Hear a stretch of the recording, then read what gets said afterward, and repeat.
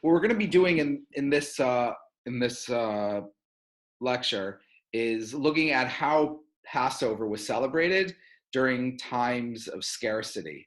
Not at all times did Jews live in large Jewish communities and have the opportunity to have all their necessities provided for them, simply go to the local market, pick up whatever you needed. In fact, there have been times where Jews have lived in small communities and did not have those types of resources available. And so the question is, how did they go about getting the things that they needed in order to celebrate Pesach, and really just broadly speaking, anything. Think about how did they get a lulav and etrog? How did they, get anything they would need to live a full Jewish life?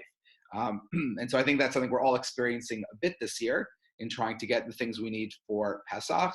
So I thought it would be nice for us to look back in history at times within the Spanish and Portuguese community, particularly when there were not the same challenges, but similar in the sense of not having everything that people needed. And so we're going to be focusing in this class on one particular Spanish and Portuguese community, that of the community that was in New York, that was in New York City. And so the Spanish and Portuguese there, the name is She'erit Israel. The community still exists today, though not in the same building that they were in during their early days. So I'm just going to start by showing you exactly where they were located. The map that I have in front of me is a map of New Amsterdam. So this is what New York looked like when it was under Dutch rule, and it's actually a really amazing. It's a really amazing map. There's a number of things that you can see on this map. Let me try to get some. Yeah, I'm going to annotate it as we go. Yeah, okay, so on this map, first of all, you can see over here that they had a canal. So the Dutch actually were starting to turn Lower Manhattan into literally a new Amsterdam. They're starting to dig canals into the streets themselves. This is Broad Street. That's what it's called today, Broad Street, because it's a very broad street, because they never actually narrowed the street really, because the buildings were already there. So when the British came in the 1660s, they did not like all the canals. They thought it made it smell. So they filled in all the canals. But the road is still a very broad road and became known as Broad Street. So that's still down there in Lower Manhattan. Here you can see Wall. This was known as Wall Street, was where they actually had a wall that surrounded the little colony over there. And the part that's interesting for us is this street over here.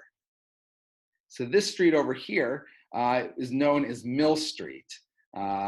Mill Street is a street that they used to have the mill on. There was a mill on this street. And at the very end of this street over here is where the Jewish community set up their synagogue. They set up their synagogue. This is now called South William Street, but originally was known as Mill Street. And so over here, they built their first synagogue in 1730. And you can even see there's a little alley over here, which today is called Mill Alley. So there's a little remnant of the name Mill. But at that point, it was known as Jews Alley, because this was actually, it was this little alley that went right by the synagogue. And so any Jews that were perhaps living in any of these areas, right, they would always take the shortcut up the little alley. And so this became known as Jews Alley to the synagogue. And this is actually a map a depiction of what that original synagogue had looked like. And so you can actually see it was small. It's hard to tell, but it's probably somewhat similar to what Bevis Marks looks like in terms of two windows on each side. It probably had a balcony, so there were two levels, and probably had a very similar type of shape to the building that Bevis Marks did. Obviously, Bevis had been built 30 years before, and this was a British colony. And so most of the Jews that were here had been Jews who had previously lived in London. They'd probably seen Bevis Marks, and basically they built probably a smaller version of it, but a version of Bevis Marks. So this was the community at that time. Now, setting up any Jewish community, they had to make sure that they set up, any things that you need to have a functioning community. So I'm going to show you a few sources from the minute books of the synagogue. Before we go on, does anyone have any questions? Great. Okay, good. So moving on over here to the to the minutes. So I'm going to show you the first one. So the first one over here refers to something very important at a synagogue is a mikveh. So here it says this is from 1760. This addition to the minute book, and it says the Parnasim and elders have considered that the shamash, right, the person who worked for the synagogue, is to be particularly careful in keeping the bath in good order by cleaning it from time to time, and to probably meant the heat, and to heat the water when required. So of course, the fact that they're telling the shamash to clean it must mean that he wasn't cleaning it. So they made a reminder to make sure to clean the mikveh. But very clearly, they had a mikveh that would have been on the site of the synagogue as well. And that's standard. You know, any synagogue historically, you would have had a mikveh there as well, right? You have to remember this is at a time where there are not many synagogues. There's not a big community. The synagogue is the community. It's what we call the kahal model. The synagogue is the kehillah, it is the community. So the synagogue is responsible for all the needs of the community. It's not like you have separate organizations that take responsibility for the schools or the mikvaot or whatever it is. The synagogue, that's their responsibility. So, right, that's the role of the parnasim, right, to make sure that everything is provided for, is taken care of in the community. In addition to that, we know that they also had a school as well on the premises. So this is from 1731, and it says that they, on the first day of Pesach, it says was the day of completing the first year of the opening of the synagogue, and there was made Kodesh, right, consecrated the yeshiva called Minchat Arev for the use of this congregation Israel, and as a Beit Midrash for the pupils, right? And so we can see that they set up a school on the site as well. So again, how all of the things that you would have needed would have been built into the synagogue. And again, this is not something that was unusual. I don't know if anybody recognizes this particular synagogue. This is a synagogue in Carpentras. So this is in southern France, in Carpentras. This was known as one of the Pope's Jews. There were 4 communities in southern France that were under papal rule, not under French rule. And so this synagogue was built in the 14th century. You can still visit it today. And it looks like a very small building. When you go inside, it's massive. And there's all different kinds of things that are labeled that are there in the synagogue.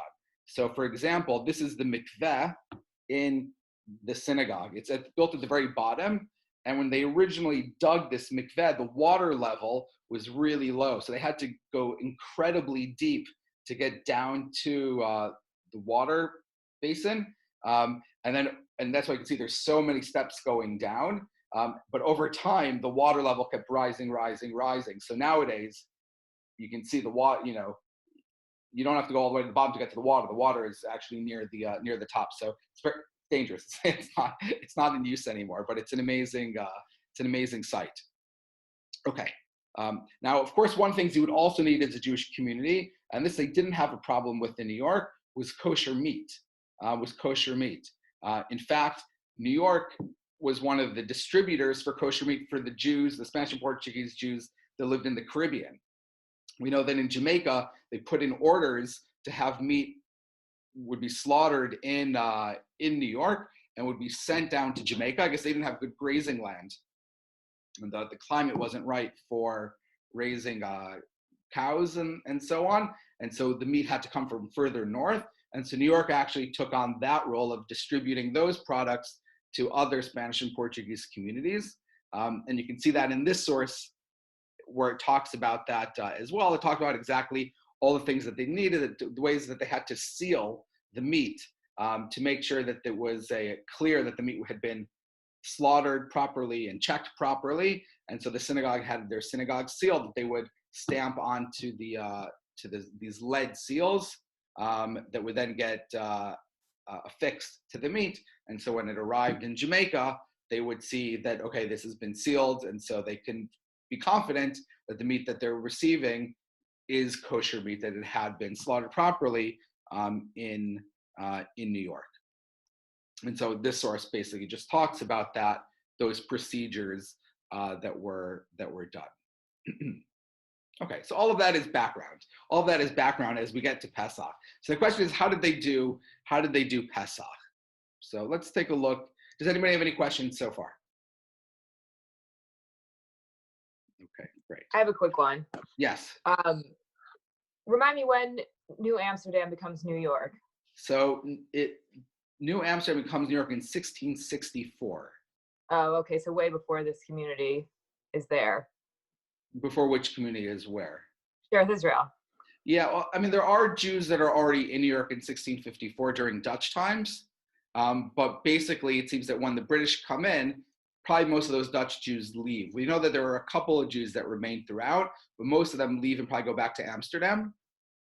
Right. And it's probably only in the later 1600s to early 1700s that you start having Jews come from London to now start settling in British New York. And then, like I said, by the time you get 1730, there's obviously enough of them that they build a proper synagogue at that time. Okay. Okay. Any other questions? Okay. So yeah. Sorry, Eddie, are you trying to say something? Yeah, I don't know how long the journey is by sea from New York to Jamaica, but presumably it would have been a number of days. Would the meat have remained fresh?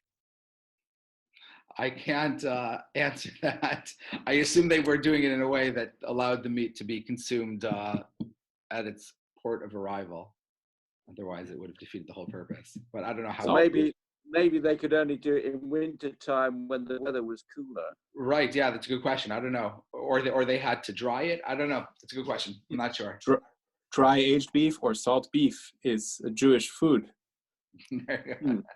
Salt beef, perfect, exactly.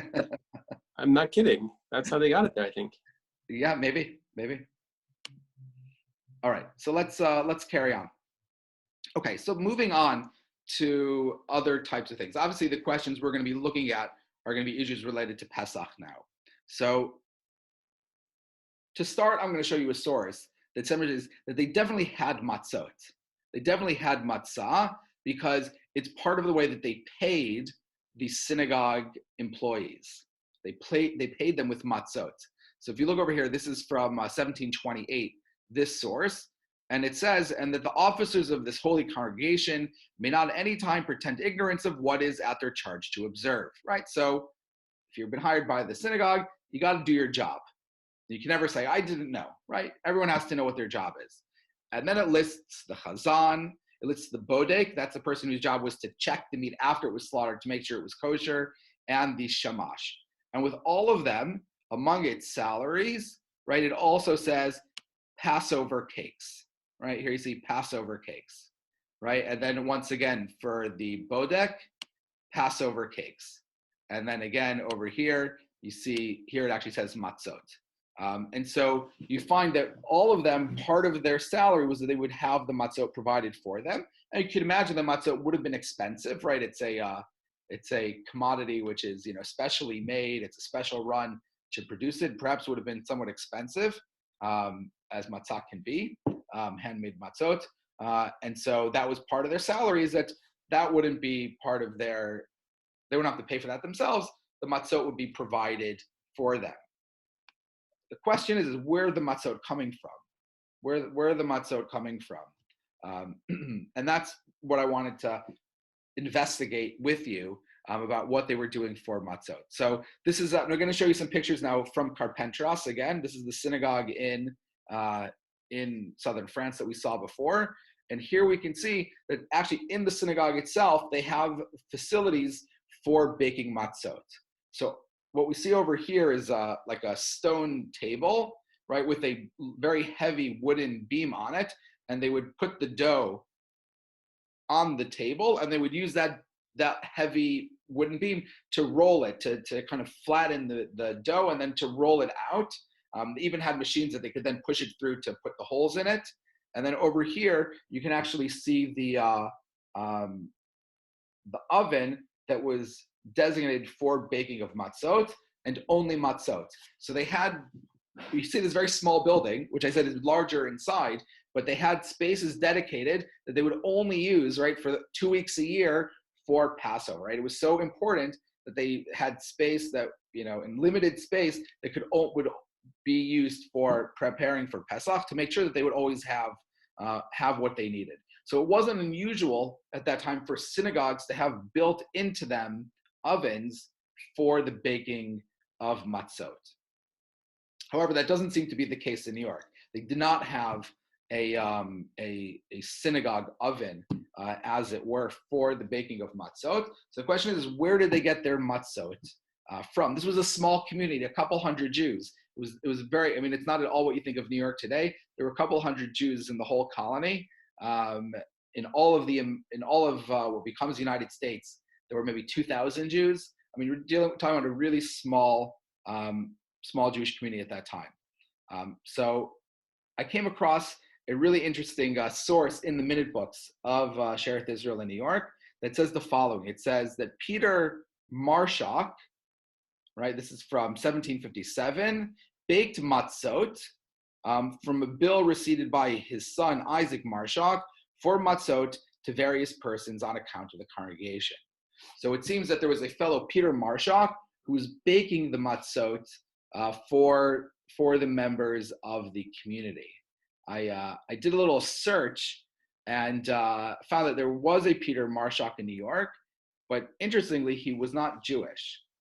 He was not a Jew, right? So which meant the matzot were being baked by a Gentile for the Jewish community, which, as we're going to see, is highly, highly unusual. Was something really unusual to be done, but clearly spoke to the fact that none of these Spanish and Portuguese Jews were bakers themselves, right? That wasn't the profession you normally think of Spanish Portuguese Jews. They were mostly merchants, right? And we're not bakers, and so they did not bake the matzot themselves, which raises a couple questions. One is the question about, what is the possibility of a Gentile baking matzot, and number two, where is he baking these matzot? Meaning, he obviously can't do this in his bake shop, and the synagogue did not have a matzah oven in the synagogue. So how exactly did this work? What exactly did they do? So I'm going to show you some other sources. So this is a source from Rav Yosef Karo. So this is the Shulchan Aruch, written in the 16th century, right? The major Sephardic posek from the past 500 years. And he writes the following. He says, one cannot knead and bake matzah for the mitzvah of eating matzot on the night of Pesach through a Gentile. So he actually rules that it is not permissible, it's prohibited to actually use matzah from a Gentile to fulfill the mitzvah of achilat matzah, of eating the matzah on Pesach. Which again raises all kinds of questions. And how are they doing this, right? How exactly does it work that they're actually having this Peter Marshak bake their matzot for them? Doesn't it have to be baked by a Jew? Doesn't have to be baked by a Jew. So I was trying to figure out what was going on, and I came across one more source. So we're looking at a bunch of sources here. So this is also from the minute books of Shearith Israel, and this is from 1759. So right around the same years as this Peter is baking the matzot. And look what it says over here. This is talking about the post of Shamash, and they're putting it out kind of as an ad for someone to fulfill the post of being the Shamash, the person who kind of manages the synagogue. And they wrote the following. It says, the post of Shamash being vacant, the Yechidim, that means the members, met and elected Judah Israel to serve in that office upon the following conditions. The Parnasim and elders agreed to allow said Shamash for the services above mentioned, 10 pounds salary per annum, 7 pounds, 10 shillings to purchase wood, and also Passover bread, right? And the house wherein he lives rent-free, with these restrictions, that when it shall be proper time to bake matzot, he shall prepare for that purpose any part of his house that the Parnasim shall think suitable to make them in, right? So one of the regulations was the Shamash. They gave a Shamash a house to live in, but he had to make sure his house was available for the baking of matzot. So, which starts to indicate that perhaps somebody else is baking them, maybe a Gentile, but he's baking them in the shamash's home, right? So he's baking them in a kosher home, and presumably, right, the shamash is present, right? The shamash is there to supervise, to make sure that it's being done properly, that everything is kosher. And so you start having this interesting setup that they're doing in New York, where they don't have a proper bakery in the synagogue. They don't even have a kosher baker, a Jewish baker, but what they do have is a Gentile baker, and they have employees. so they put the two together, and they say that the matzot will be baked by a Gentile in this religious figure's house in the community. We solve the problem that Shulchan Aruch, the Rav Yosef Kara, said that one cannot bake matzah through a Gentile. So how did they deal with this? So I'm going to just show you one other source that says that in times of need, this might be allowed.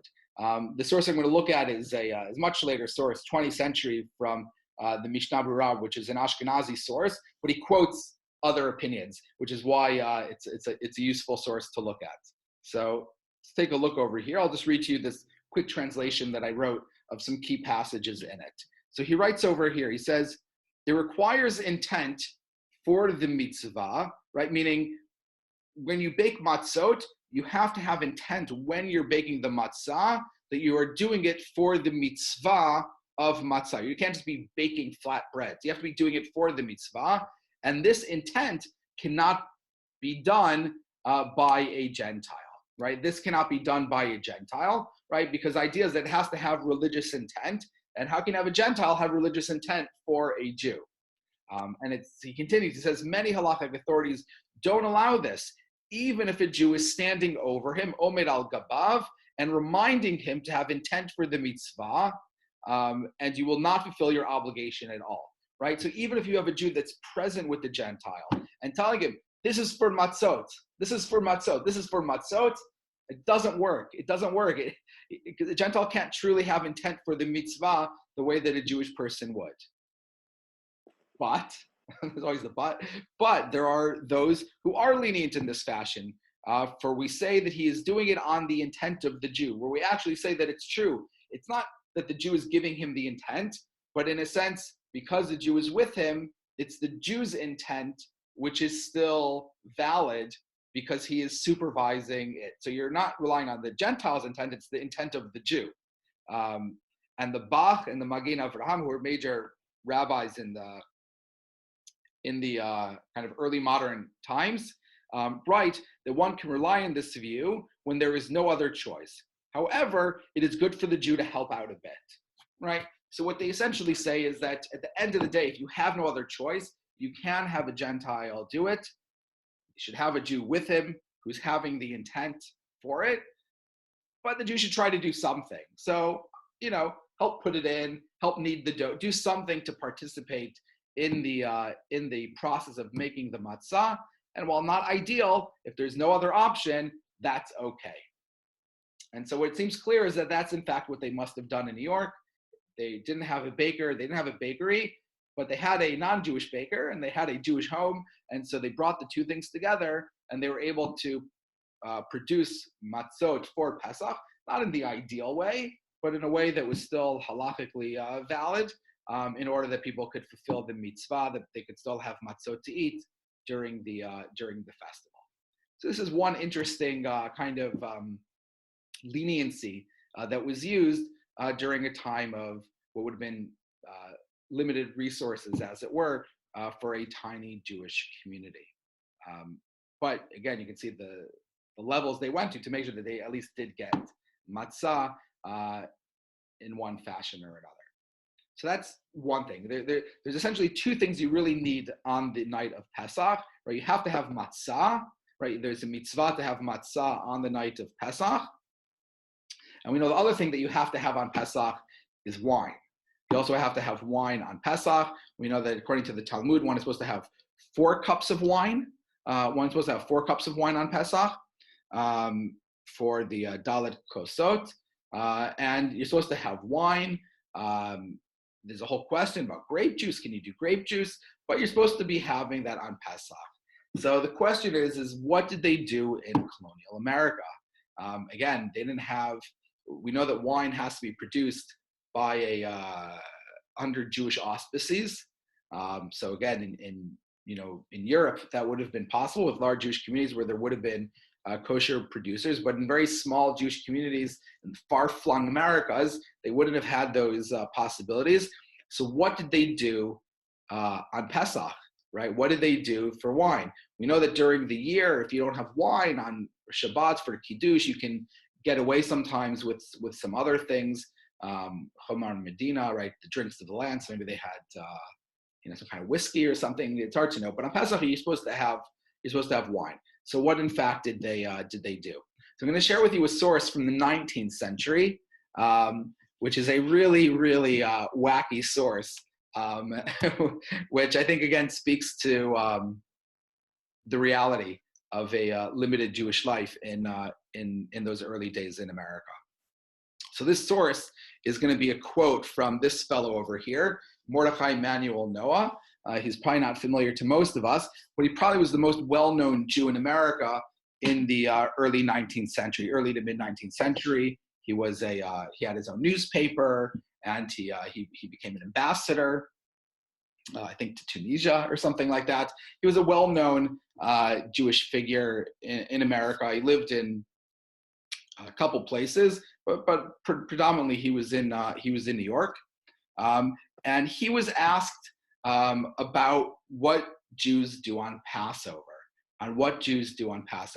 and we'll see in a second why he was asked and the significance of his answer in a moment. But I'll just show you what he says over here about what Jews do on Passover. And again, he's like almost like the Jewish authority there. He's like speaking on behalf of what Jews do. He's writing in a non-Jewish paper. So he's writing what Jews do on Passover. So it's a fascinating source because it shows how much he did not know what Jews were doing in other places, but was really so his worldview was so defined based on what he saw, and it shows you that this must have been clearly widespread if this is just what he assumes was done. But let's take a look at what he says. He says the following. He says, "I have your favor, requesting to know how the wine is prepared for the Passover. If you wish to make a small quantity for the communion table, for the wine will soon grow sour, having no alcoholic body, take a gallon of whatever that is, or stone jug, pick 3 or 4 pounds of bloom raisins, break off the stems, put the raisins into the jug, and fill it with water.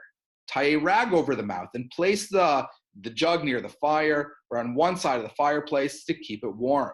In about a week, it will be fit for use, making a pure, pleasant, and sweet wine free from alcohol. It may last from Sunday to Sunday without getting sour or tart, but it is easy to make a small quantity of wine for each time it is to be used. This is the wine we use on the nights of the Passover, because it is free from fermentation, as we are strictly prohibited not only from eating leavened bread, but from drinking fermented liquors." And so here you have something which is completely untrue, which is completely untrue, right? Which is essentially stating,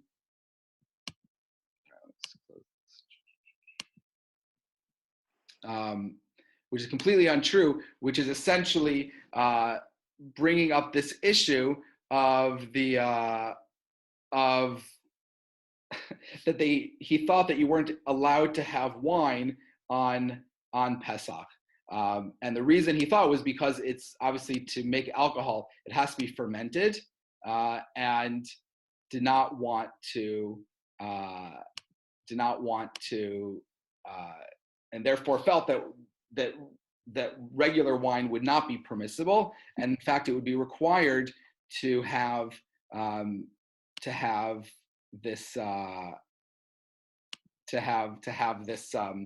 raisin wine for use on Pesach. So there's a couple things about the source which are crazy.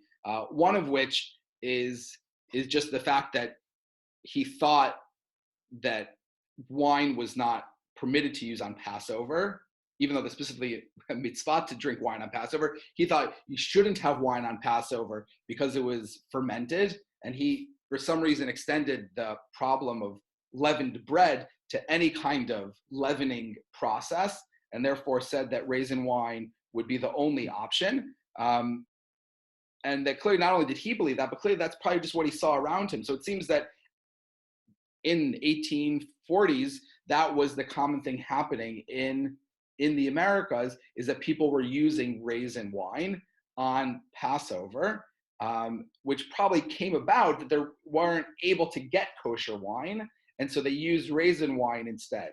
Now, is raisin wine permitted to use is a big question. We know grape juice is used, but raisin wine is already something even further removed, right? It's grapes that have been dried, and now you're soaking them in water to get some kind of, it's certainly not ideal, but in fact, the Shulchan Aruch writes regarding Kiddush that one, this is the source I'm showing you now, that one may recite Kiddush over raisin wine. So again, Yain Tzmukim. So there are sources that say that raisin wine can be used for saying Kiddush, that it's still considered to be a more prestigious type of drink, even though it's certainly not ideal. And so what you see happens with Manuel Noah is must be they didn't have regular wine available. Raisin wine was easy to make, so people would make raisin wine, so much so that probably just became, that's what you eat on Passover. You have raisin wine the same way that, it's popular in Jews in America, that they think kosher wine has to be really sweet because that was just what's been popular there. And so, on popular television in America, they always drink Manischewitz, this really sweet tasting wine, even though we know that that's not what kosher wine needs to taste like, but it became popular to think that way. So the same way it seems that raisin wine became popular in America. And the reason they're asking Manuel Noah is because this is during the times of Prohibition.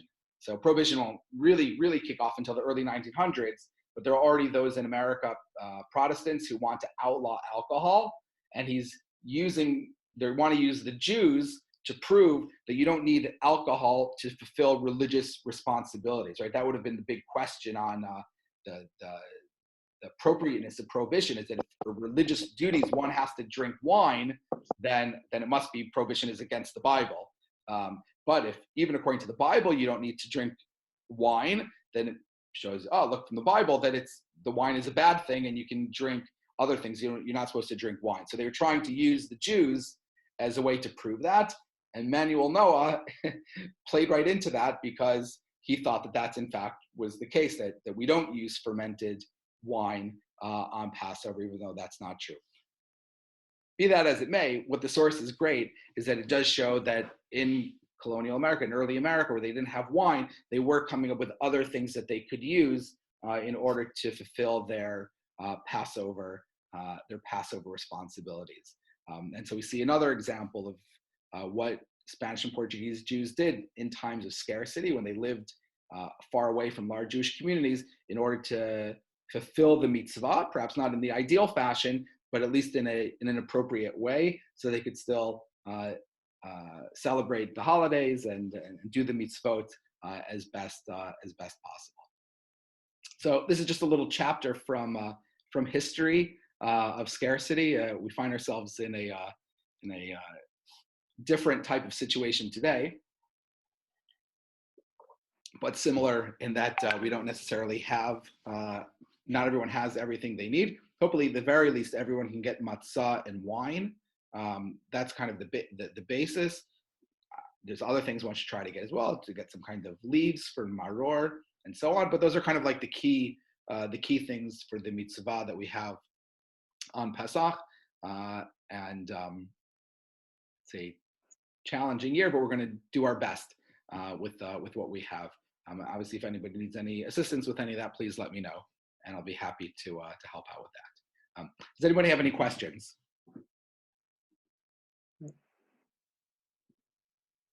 No? Anybody else? Great. Okay, well, in that case, so nice to see all of you tonight. If you like, tune in tomorrow at 6 o'clock for some insights into the Haggadah dealing with isolation. And next Monday night, we'll be doing another history class, and we'll be looking at Passover and Moses Montefiore, and some insights from his travels to Egypt, and how that relates to the Passover story and the and the Haggadah.